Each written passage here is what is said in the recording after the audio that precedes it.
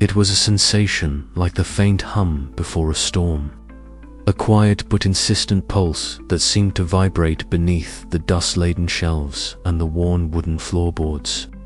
She sat cross-legged at a sturdy oak table, the faint glow of candlelight flickering across the cracked spines of the books she had gathered. The pages seemed to shimmer, their edges blurring at times as if the ink itself was alive, dancing just beyond the reach of her vision.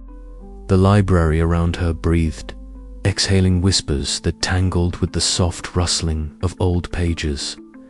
It was as though the walls themselves were alive, pulsing with the magic that had long bound the dreaming souls within their paper prisons. A sudden chill swept through the room, a sharp breath of cold that carried with it a faint whisper, words she could not quite catch but that set her nerves on edge.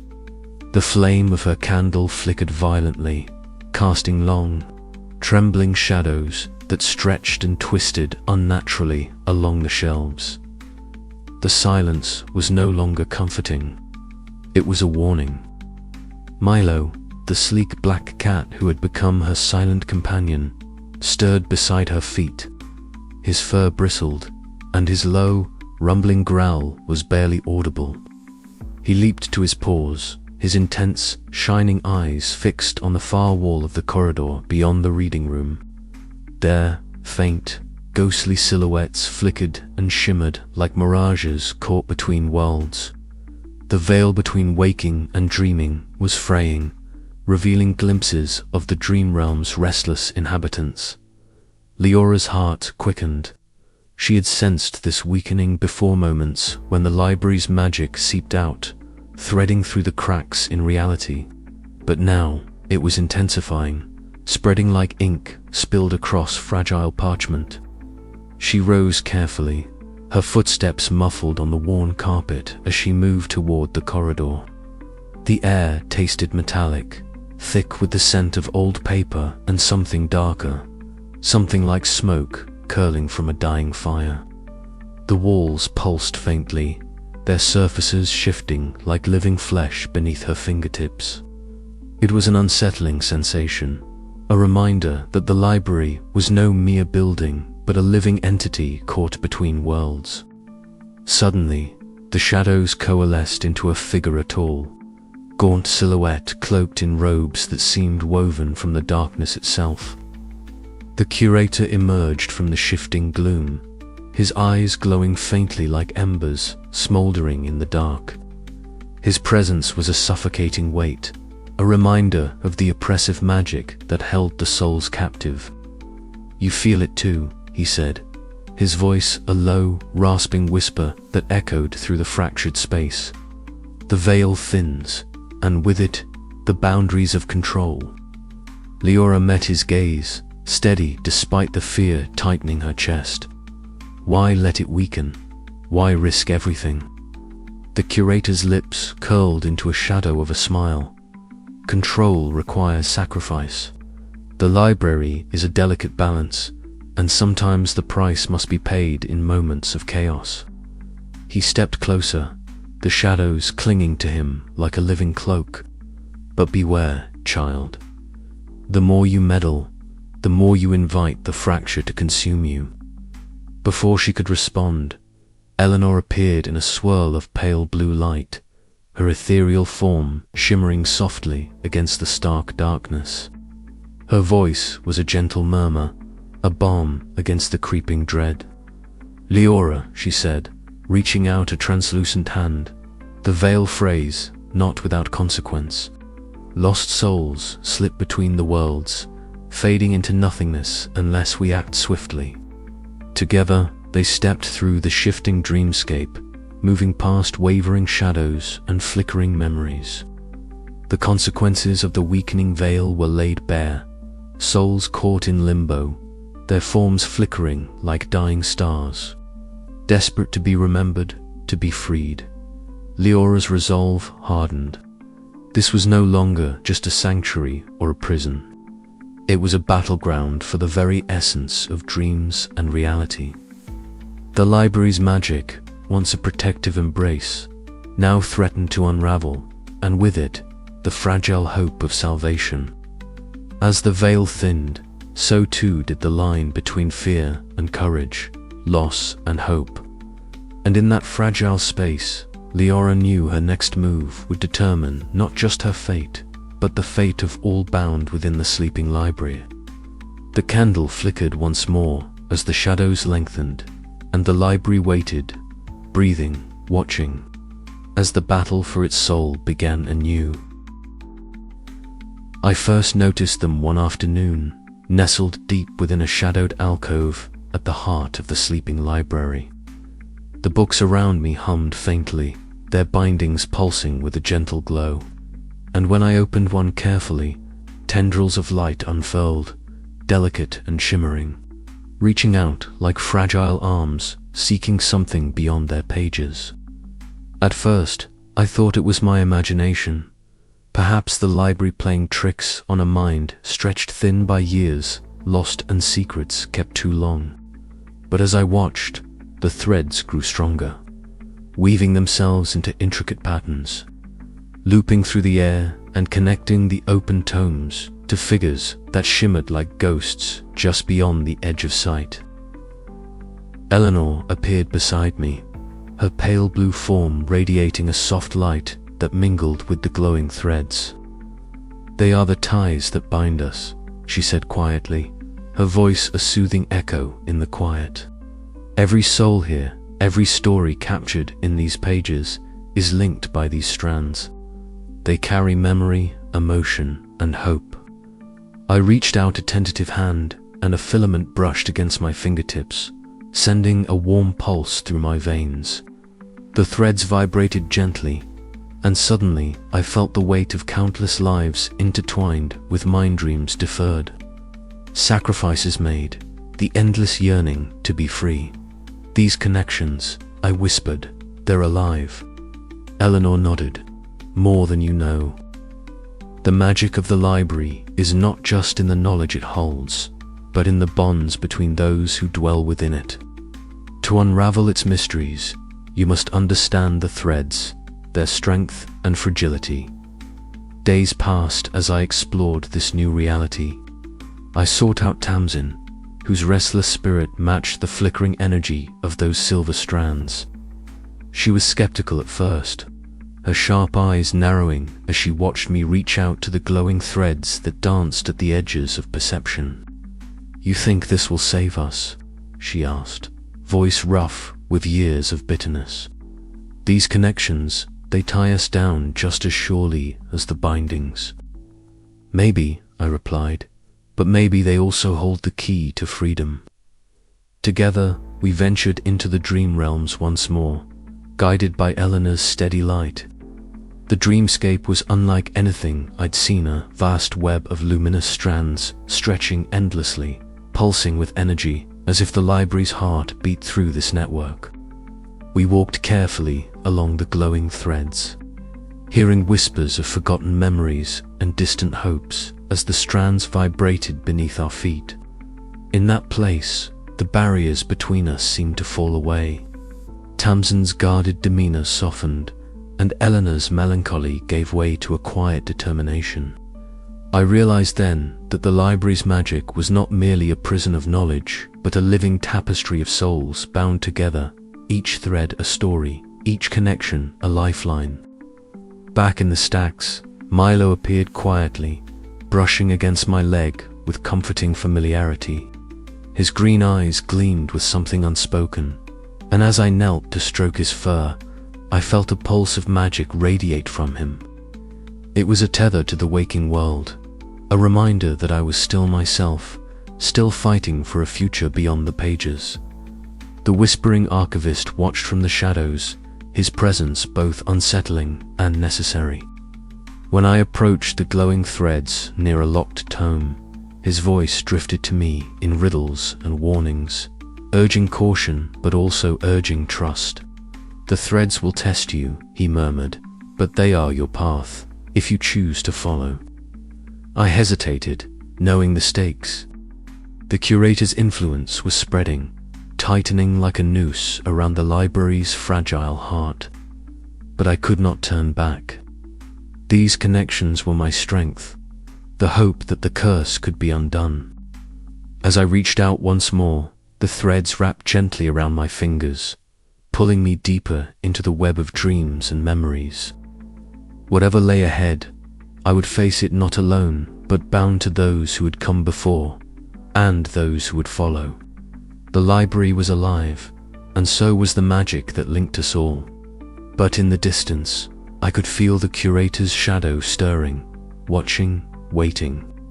The threads of connection were fragile, and the fight was far from over. And so I took a breath, steadying myself for the path ahead, knowing that every bond I forged was a step toward freedom or deeper into the dream. Milo, the sleek black cat with eyes like flickering amber flames, had been following me since the moment I stepped inside this forgotten sanctuary. For days, I had taken comfort in his presence, a small, living tether to the outside world, a soft heartbeat in the hollow quiet of endless books. But tonight, something was different. There was a purpose in his movements, a deliberate urgency in the way he looked back at me, beckoning me to follow deeper into the labyrinthine stacks. I hesitated only for a moment before giving in to the pull. The air grew cooler, the shadows longer, and the faint scent of old parchment and lavender filled my senses. Milo's eyes glowed brighter, casting fleeting golden light against the darkened shelves. We passed aisles of ancient tomes bound in cracked leather, their titles faded beyond recognition, and shelves that seemed to stretch endlessly into the gloom. The library was no longer just a building. It was a living, breathing entity, and Milo was its secret pulse. Then we reached a small alcove bathed in a pale blue luminescence that seemed to emanate from the very stones themselves. Milo jumped gracefully onto a low pedestal, brushing his fur against my outstretched hand. The touch was electric, a warm ripple of magic that surged through my veins, making my skin tingle and my heart quicken. In that moment, I understood Milo was not just a stray cat. He was something far older and wiser, a guardian spirit woven from the library's own enchantment. As the warmth settled, a soft voice echoed in the stillness beside me. Turning, I saw Eleanor, the ethereal mentor who had guided me through the library's mysteries. Her shimmering form glowed softly, her pale blue robes flowing like mist. "He is the library's sentinel," she said quietly, her eyes full of melancholy and hope. "Milo carries the ancient magic that protects this place. He watches over the dreaming souls and those who seek refuge here." I knelt beside the cat, tracing the delicate lines of his sleek fur. "Why didn't you tell me before?" I asked, my voice barely above a whisper. Eleanor smiled faintly, a sadness deep in her gaze. "Some truths reveal themselves only when the time is right. You needed to find your own path here, to learn the price of knowledge and the value of trust. Milo has waited patiently for you to be ready." Suddenly, Milo leaped onto a dusty, leather-bound tome resting on the pedestal. The book's pages fluttered open of their own accord, revealing glowing symbols and intricate illustrations that shimmered faintly in the bluish light. I reached out tentatively, fingers trembling, and realized that with Milo's presence, I could touch these ancient secrets without feeling the usual draining of my own life force. A surge of hope blossomed inside me. For so long, the library's enchantment had felt like a cage, stealing time from my life with every page I dared to open. But now, with Milo as my guardian, perhaps there was a way to explore the dream realms without sacrificing all I had left. Eleanor's voice broke the silence again. "He is more than a cat. He is a manifestation of the library's will, a beacon of light in the shadowed stacks. Trust him, and he will guide you through the darkest corners where even I cannot go." The words settled deep within me like a seed planted in fertile soil. I looked down at Milo, who blinked slowly, his amber eyes reflecting a wisdom beyond the ages.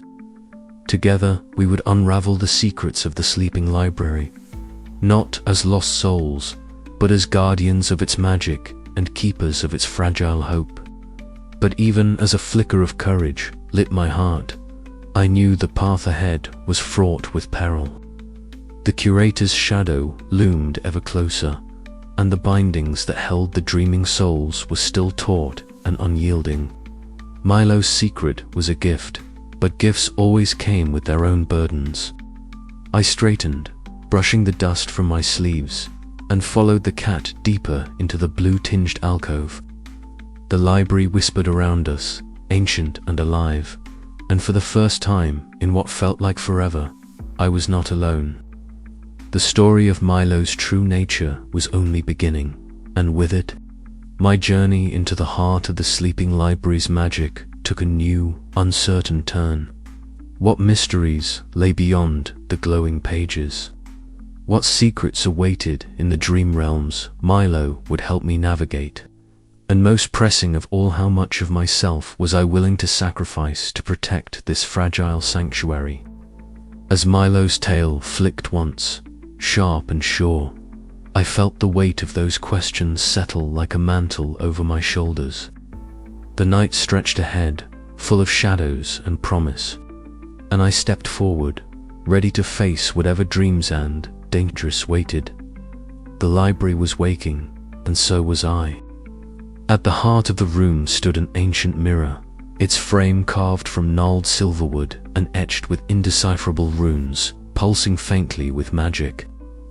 Liora's breath caught as she approached, the air thick with the scent of aged parchment and something more elusive, a bittersweet essence of memory and loss. She reached out, fingertips trembling, and touched the mirror's surface. It was cool to the touch, yet it rippled beneath her skin like liquid glass, as if the mirror itself were alive. Slowly, images began to coalesce within its depths, not her reflection, but a swirling tapestry of time, moments peeled back and laid bare. First, she saw herself as she was when she entered the library, a frightened girl with tangled dark hair and eyes wide with desperate hope. Then, the scenes shifted, each book opened, each dream realm entered, each year of her life quietly slipping away. The mirror did not lie. It counted the toll with unflinching clarity. Years lost, like fallen leaves, drifting beyond her grasp into the silent void. A soft sigh brushed her ear, and she turned to find Eleanor materializing beside her. The mentor's shimmering pale blue form flickered like a candle flame, serene yet sorrowful. "The mirror shows what the library claims," Eleanor murmured, her voice a gentle echo woven from wisdom and regret. "Not just the time you have lost, but the futures you might never see." Liora swallowed hard, eyes fixed once more on the mirror. The images twisted, revealing fractured visions. A future where she wandered endlessly within the library's labyrinth, forever bound to the dreaming souls. Another where she escaped, but hollowed and broken, her vitality drained. And yet another, faint and fragile, where light pierced the darkness and freedom was possible. "Is there truly a way back?" Liora whispered, voice fragile. "Or is this the price I must pay?" Eleanor's gaze held a poignant depth. "The price is real. But the value of what you seek, the knowledge, the sanctuary, the truth is immeasurable. You must decide what you are willing to sacrifice and what you cannot." The mirror shimmered again, and for a fleeting heartbeat, Liora saw herself as she once was, whole, unscarred, vibrant with the promise of youth, unburdened by magic's cruel toll. The vision was a cruel bomb, a reminder of all she had given up and all she might never reclaim. Tears pricked at her eyes, but she blinked them away. The weight of lost years settled like a stone in her chest, heavy but not suffocating. Somewhere deep within, a fragile ember of hope flickered. "I won't let this be the end," she vowed quietly. "Not for me, and not for them." Eleanor smiled, a sad, knowing smile. "Then the path ahead will be both perilous and profound. But you are not alone." Liora turned from the mirror, the room's shadows stretching and breathing with newfound life. The reflection of lost years was a stark reminder, but also a catalyst, an awakening of resolve that would carry her through the darkness to whatever dawn awaited. As she stepped away, the mirror's surface rippled once more, settling into stillness. The library held its breath, waiting for the next choice, the next sacrifice, the next dream to be dared. Outside the chamber, the soft murmur of whispering pages and distant footsteps beckoned. The journey was far from over, and Liora knew that each step forward demanded courage as much as knowledge. The mirror had shown her what was lost. Now it was time to seek what could be saved. With a steadying breath, she pressed forward, the fragile boundary between dreams and reality shimmering around her like a veil. The sleeping library awaited, alive and watching, as the years ahead unfurled into possibility and peril alike. And somewhere deep in the shadows, the whispered voices of the dreaming souls rose in quiet chorus, a haunting symphony of hope, sorrow, and the unyielding will to awaken. The flickering candlelight cast long shadows that danced across the tall, labyrinthine shelves, their spines etched with symbols that seemed to breathe faintly in the dimness. She sat cross-legged on the cold wooden floor, a fragile manuscript open before her. The words on the page shimmered and shifted, as if the ink itself were a pool of liquid dreams, rippling under her gaze. Her fingers trembled slightly as she traced the strange script, knowing that every page turned meant another year of her life slipping away, vanishing like the last breath of a fading star.